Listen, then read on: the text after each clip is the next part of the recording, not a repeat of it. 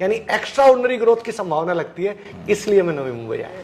मेरा यह मानना है कि किसी भी आदमी को जमीन का टाइटल एकदम क्लीन मिलना चाहिए, क्योंकि वो उसकी पूरी लाइफ की कमाई है। जैसे अपन फ्लैट्स लेते हैं तो फ्लैट्स में किसी फ्लैट ओनर के नाम से जमीन की ओनरशिप नहीं आती है, लेकिन जब लैंड खरीदते हैं तो लैंड की ओनरशिप यहां खुद के नाम से हम सामने वाले को दे रहे हैं। हमने पिछले 10-12 साल में कभी भी विदाउट अप्रूव्ड का काम ही नहीं किया है। तो एमएसआरडीसी से अप्रूव्ड है और प्रॉपर इंडिविजुअल प्रत्येक आदमी के नाम से 7/12 खुलता है, यानी म्यूटेशन खुलता है, और खुद वो अपनी भूमि का लैंड और राजस्व रिकॉर्ड में उसका स्वामी बन जाता है, ओनर बन जाता है।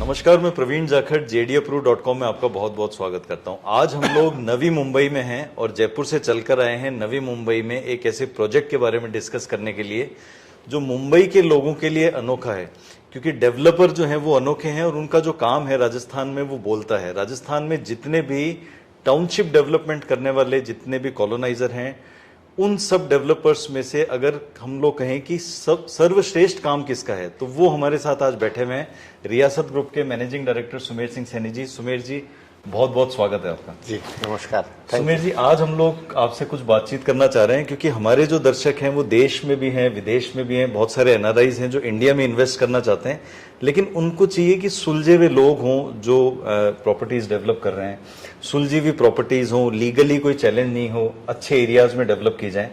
आप जो भी डेवलपमेंट करते हैं, आपने राजस्थान में जितना भी डेवलपमेंट किया है, वो इन मानक पे हम लोग देखें तो वो काफी हद तक हम लोग देखें कि उसका मुकाबला कोई दूसरा कॉलोनाइजर राजस्थान में नहीं कर पा रहा है। Thank you. आप अभी नवी मुंबई के अंदर आए हैं, आपने अपना पहला जो रियासत संकल्प के नाम से यहाँ पर डेवलपमेंट शुरू किया है, तो आपने यहाँ पर जो शुरू किया है, आपने आईटी हब्स के किसी आप शहर में भी जा सकते थे जहाँ पर आईटी हब्स बने हुए हैं, कोई मेगा सिटी में भी जा सकते थे, तो आप नवी मुंबई में आए हैं, इसका क्या कारण है राजस्थान से यहाँ डेवलपमेंट के लिए? मेरा नवी मुंबई का आने से पहले, मैं जैसे 2 दिसंबर 2022 को सबसे पहले यहाँ आया था जमीन की स्टडी करने, तो उससे पहले मैंने तकरीबन 10-11 हिंदुस्तान के शहर विजिट किए थे, जिसमें बेंगलोर भी था, हैदराबाद भी था, रायपुर भी था, भिवाड़ी दिल्ली भी था, और जोधपुर उदयपुर भी थे। जहां भी रियल एस्टेट में एक कॉमन ग्रोथ होती है, सामान्य ग्रोथ हर शहर में, मतलब सभी शहरों में कॉमन ग्रोथ होती है, और एक साइकिल है, साइकिल के हिसाब से कम ज्यादा ग्रोथ होती है, लेकिन नेचुरल ग्रोथ जो है वो हर इंडस्ट्री में भी होती है और रियल एस्टेट में भी होती है। जैसे अमूमन आज के टाइम पे लोग मानते हैं कि 18 से 20% ग्रोथ जो अमूमन सामान्यतया होती है। कुछ शहर ऐसे हैं जिनके या तो सरकारी स्पेशल डिसीजन या और कोई मतलब नेचुरल कोई ऐसा कारण या प्रकृति से रिलेटेड कोई कारण जिसकी वजह से उन शहरों में एक्सपोनेंशियली ग्रोथ की संभावना होती है। अच्छा, मुंबई के साथ ये दोनों चीजें लागू हो रही हैं। पहला, यहाँ सरकार के बड़े डिसीजंस, और दूसरा यहाँ की जो प्राकृतिक स्थिति है, वो दोनों कारण इसके लिए जिम्मेदार हैं। जैसे पहला मैं बात करूं तो सरकार ने यहाँ एयरपोर्ट बना रही है, और सरकार ने यहाँ मुंबई और नवी मुंबई के बीच में अटल सेतु बनाया है। अटल सेतु बनाने के बाद जो प्राकृतिक बाधा थी नवी मुंबई और मुंबई के बीच में, वो अब खत्म हो गई है, और एक मुंबईकर को नवी मुंबई में आने के लिए मेरे हिसाब से 30 से 35 मिनट लगते हैं, जो पहले 1-1.5 घंटा लगता था, जो 1-1.5 घंटा लगता था। तो मात्र 30-35 मिनट की वजह से मुंबई और नवी मुंबई में फर्क खत्म हो गया। इसलिए मुझे यहाँ, और एयरपोर्ट बनने की वजह से मुझे यहाँ एक्सपोनेंशियली ग्रोथ की संभावना, यानी एक्स्ट्रा ऑर्डिनरी ग्रोथ की संभावना लगती है, इसलिए मैं नवी मुंबई आया। तो राजस्थान में जिस चीज के लिए आप पहचाने जाते हैं, एक बहुत शानदार डेवलपमेंट के लिए आप पहचाने जाते हैं, वो अब नवी मुंबई को मिलने वाला है, हम लोग ये कह सकते हैं। जी, मैं आपसे ये भी पूछना चाहूंगा कि रियासत ग्रुप ने राजस्थान में जो काम किया है, उसमें करीबन आप पिछले जो समय में आपने कुछ टाइम में, कुछ सालों को लेके हम लोग देखें, 30 से ज्यादा डेवलपमेंट किए हैं आपने, बहुत बड़े बड़े, और आपने 5800 से ज्यादा लोगों के अपने बंगले का, अपने जमीन का सपना जो है वो पूरा किया है। तो नवी मुंबई को लेके आप क्या सोच रहे हैं? नवी मुंबई को लेके जब मैं आया था तो पहले दिन से मेरा एक सपना है कि यहाँ के लोगों को फ्लैट्स में रहने की आदत है, और यहाँ के लोग, अमूमन लोग ये मान चुके हैं कि मैं मेरी खुद की स्वामित्व की जमीन का सपना सच नहीं कर पाऊंगा। ऐसे बहुत सारे लोग हैं। उन लोगों का सपना मैं पुनः जागृत करना चाहता हूं कि आप इस मुंबई जैसे शहर में, नवी मुंबई के नजदीक जो एरियाज हैं, वहां अपना खुद के स्वामित्व की जमीन और खुद के स्वामित्व का एक बंगला आप खरीद सकते हैं।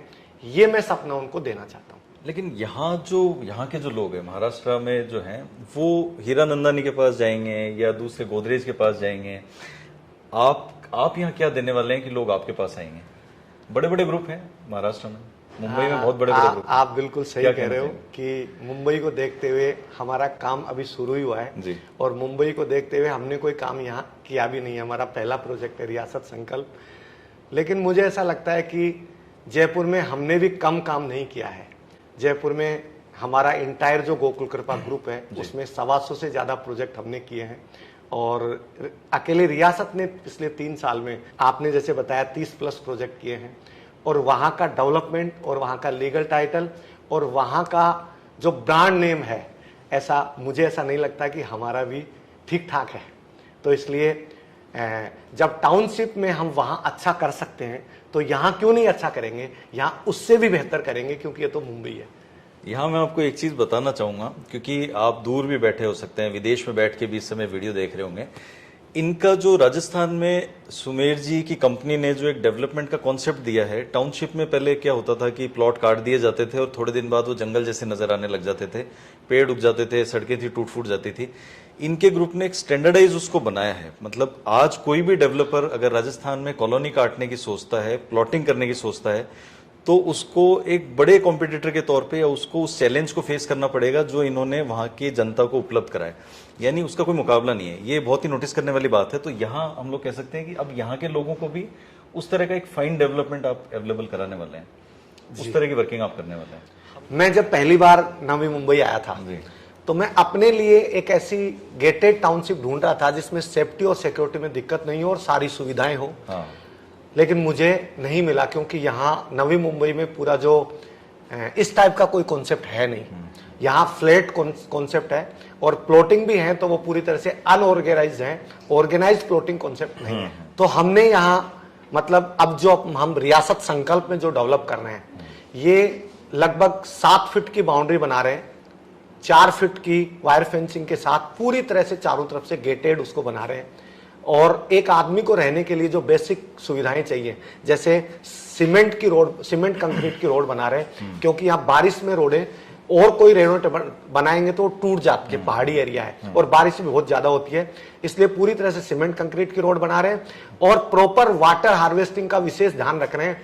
क्योंकि हमारा एक कॉन्सेप्ट है, राजस्थान में भी एक कॉन्सेप्ट है कि आने वाले टाइम में पानी की समस्या रहने वाले को नहीं हो और इंटरनल रिसोर्स ऐसे डेवलप किए जाएं वाटर हार्वेस्टिंग के द्वारा, तो पानी की पूर्ति टाउनशिप से ही पूरी हो, ऐसा हमारा प्लान है। तो प्रॉपर वाटर हार्वेस्टिंग और बारिश का पानी का प्रॉपर निकास, ये भी हम डेवलप कर रहे हैं। उसके बाद सीवरेज है और भी जो पूरी सुविधाएं, बाउंड्रीज वगैरह है, ब्लॉक बाउंड्रीज वगैरह है, सब कुछ बढ़िया तरीके से डेवलप कर रहे हैं।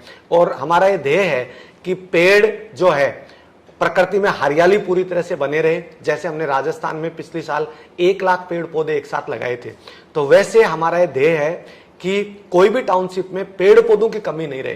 क्योंकि यहाँ महाराष्ट्र में वैसे भी गर्मी थोड़ी सी ज्यादा पड़ती है और पहाड़ी एरिया है, इसलिए पेड़ जितने ज्यादा होंगे उतने ज्यादा आदमी इजी फील करेगा।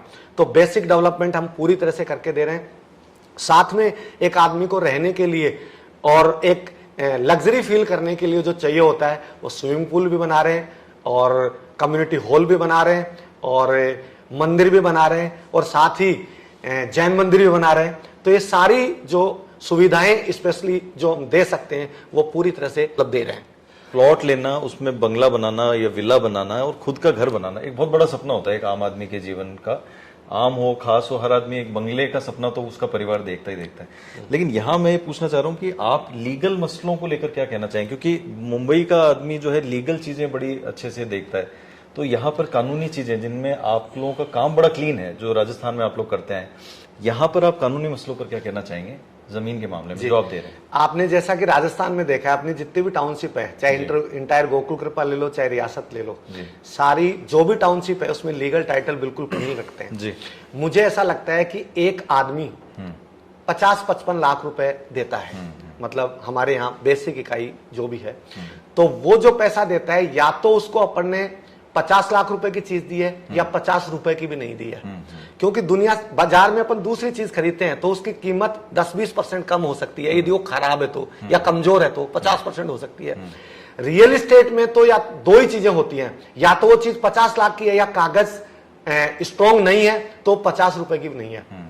और एक आदमी खून पसीने की कमाई इकट्ठी करता है, मेहनत करता है और पूरी कमाई हमें एक साथ लाके टेबल पे रख देता है या फिर चेक ट्रांसफर कर देता है।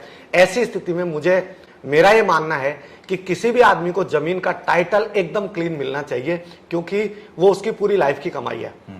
तो हम यहाँ MSRDC से अप्रूव टाउनशिप है हमारी, और हमने पिछले 10-12 साल में कभी भी विदाउट अप्रूव का काम ही नहीं किया है। तो MSRDC से अप्रूव्ड है और प्रॉपर इंडिविजुअल प्रत्येक आदमी के नाम से 7/12 खुलता है, यानी राजस्थान की भाषा में कहें तो म्यूटेशन खुलता है, और खुद वो अपनी भूमि का लैंड और राजस्व रिकॉर्ड में उसका स्वामी बन जाता है, ओनर बन जाता है। ये बहुत बड़ी बात है। जैसे पुश्तैनी तौर पे हमारे खेत हमारे पिताजी के दादाजी के नाम हुआ करते थे, एक तरह से वो लैंड रिकॉर्ड में आ गया पूरा। हाँ, यहाँ एक चीज मैं एड ऑन करूंगा आपको कि जैसे अपन फ्लैट्स लेते हैं तो फ्लैट्स में किसी फ्लैट ओनर के नाम से जमीन की ओनरशिप नहीं आती है, लेकिन जमीन मतलब लैंड खरीदते हैं तो लैंड की ओनरशिप यहां खुद के नाम से हम सामने वाले को दे रहे हैं। ये बहुत बड़ी बात है अपने आप में। राजस्थान की तुलना में महाराष्ट्र के रियल एस्टेट सेक्टर में आप क्या स्कोप देख रहे हैं? वैसे तो मैं आपको ये कहूंगा, मुंबई हमको जम गई और महाराष्ट्र भी हमको जम गया। यहाँ के जो पहले मैं अप्रिशिएट करूंगा यहाँ के लोकल लोगों को, मैं यहाँ के किसानों से, यहाँ के लोकल ऑफिसर से, लोकल पॉलिटिशियन से, लोकल बिजनेसमैन से बहुत अप्रिशिएट हूँ। यहाँ का लोकल जो मराठी आदमी है वो वास्तव में बहुत ऑनेस्ट और बढ़िया आदमी है लोकल लोगों से जैसे मैं मिला, और वो बिजनेस को सब सपोर्ट करते हैं। साथ ही यहाँ के ऑफिसर, पॉलिटिशियन, पुलिस प्रशासन सब अप्रिशिएट, मतलब जो बिजनेस करने आता है, इन्वेस्टमेंट करके यहाँ रोजगार के साधन मुहैया कराता है, उस व्यक्ति को प्रत्येक डिपार्टमेंट और हर व्यक्तित्व सपोर्ट करता है। साथ ही रियल एस्टेट को लेके महाराष्ट्र की पॉलिसी इतनी इजी है जितनी शायद और कहीं की नहीं होगी। और साथ में मैं ये कहूंगा गवर्नमेंट का सपोर्ट भी स्पेशल है, और नवी मुंबई को लेके तो गवर्नमेंट का और भी स्पेशल सपोर्ट है। सुमित जी, मुंबई में अपना घर बनाना, प्लॉट लेके घर बनाना सेकंड होम के तौर पे देखा जाता है, तो आप इस बारे में क्या सोचते हैं? सेकंड होम का कॉन्सेप्ट या फर्स्ट होम क्या मानते हैं आप?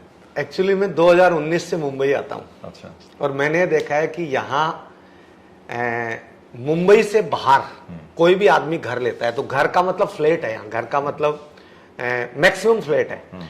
कुछ ऐसे लोग जिनकी पेइंग कैपेसिटी बहुत अच्छी है, वो कर्जत जो है वो सेकंड होम में लोग देखते हैं और फ्लैट्स खरीदते हैं।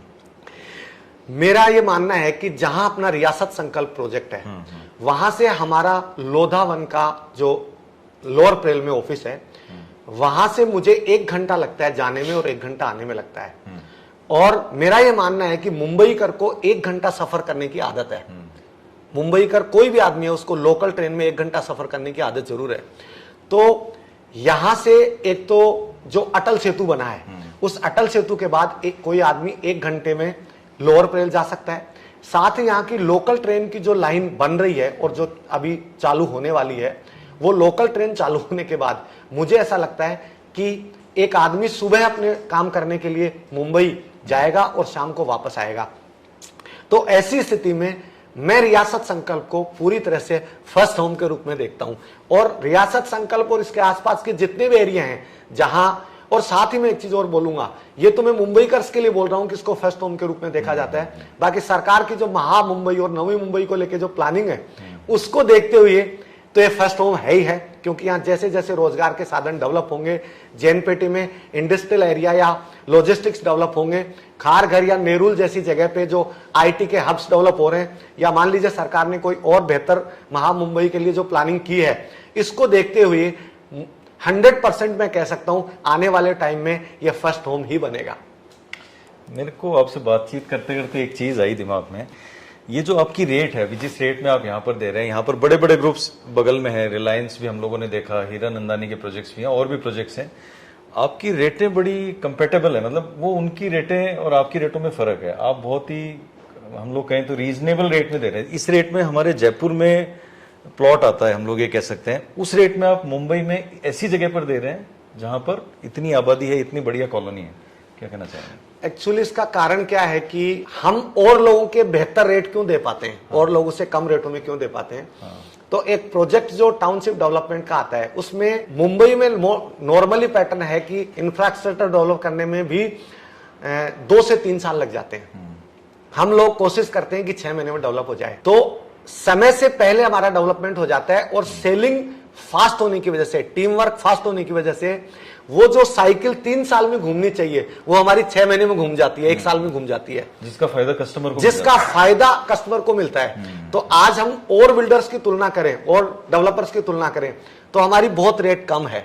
तो हमारा ये मान लीजिए पहला प्रोजेक्ट है। अगले प्रोजेक्ट्स में भी हम बहुत ज्यादा रेट नहीं रखेंगे, क्योंकि हम टाइम का जो साइकिल है ये हमारा जल्दी घूम जाता है, इसलिए हमारे प्रोजेक्ट महंगा नहीं पड़ता है। और हम ये समझते हैं कि नॉमिनल जो है प्रॉफिट में काम करें और यूनिट बढ़ा लें। और हमारा मूल उद्देश्य है कि मुंबई का वो आदमी जो लाख से 1.5 लाख रुपए महीने का कमाता है, और जो आज जिसने ये सोच लिया कि मैं बंगलो कभी ले नहीं सकता, प्लॉट कभी खरीद नहीं सकता, उन लोगों को फाइनेंस पे घर उपलब्ध करवाएं। तो यदि रेट वाजिब नहीं रखेंगे तो उनका वो सपना पूरा नहीं कर पाएंगे। इसलिए हम मिनिमम प्रॉफिट में ज्यादा इकाई बेचने में विश्वास रखते हैं। हम लोग आपको एक चीज और यहाँ बताना चाहेंगे कि राजस्थान में सुमेर जी और इनके ग्रुप, रियासत ग्रुप की जो भी कॉलोनी आती है, अमूमन वो पहले या दूसरे दिन में सारी बिक चुकी होती है। वहां लॉटरी तक निकालनी पड़ जाती है कि भैया हमें प्लॉट मिलेगा या नहीं मिलेगा। और हम लोगों ने ऐसा देखा है वहां पर साइट पे जाके, जिस दिन लॉटरी निकलती है, कि बहुत सारे लोग जिन्होंने डीडी बनवा के दे रखे थे, चेक दे रखे थे, वो उनको भी प्लॉट्स नहीं मिल पाते हैं।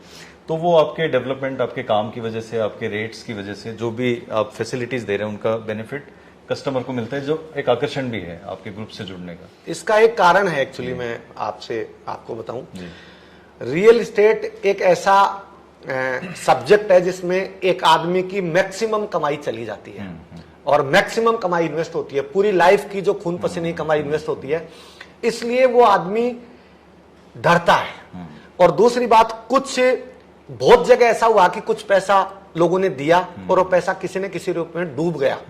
तो इसलिए आज के इन्वेस्टर को या आज के घर लेने वाले को उसकी ये सोच है कि मेरा पैसा 100% सेफ चाहिए।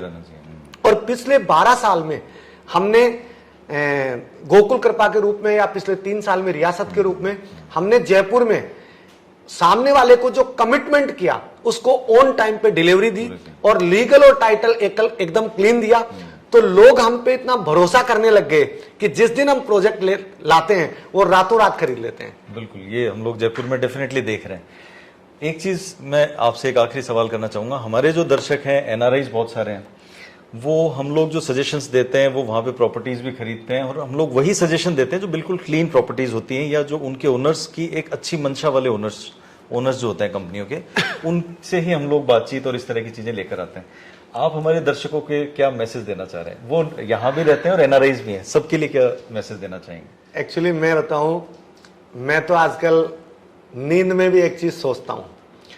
मैंने जयपुर के कई उदाहरण है मेरे पास जी, और मेरे ज्योग्राफी सब्जेक्ट रहा है, तो नगरीकरण की दृष्टि से मैं देखता हूं तो मुंबई और नवी मुंबई की जो बाधा है जी, पहले पहाड़ी है एक साइड में वासी की तरफ, दूसरी तरफ समुद्र है।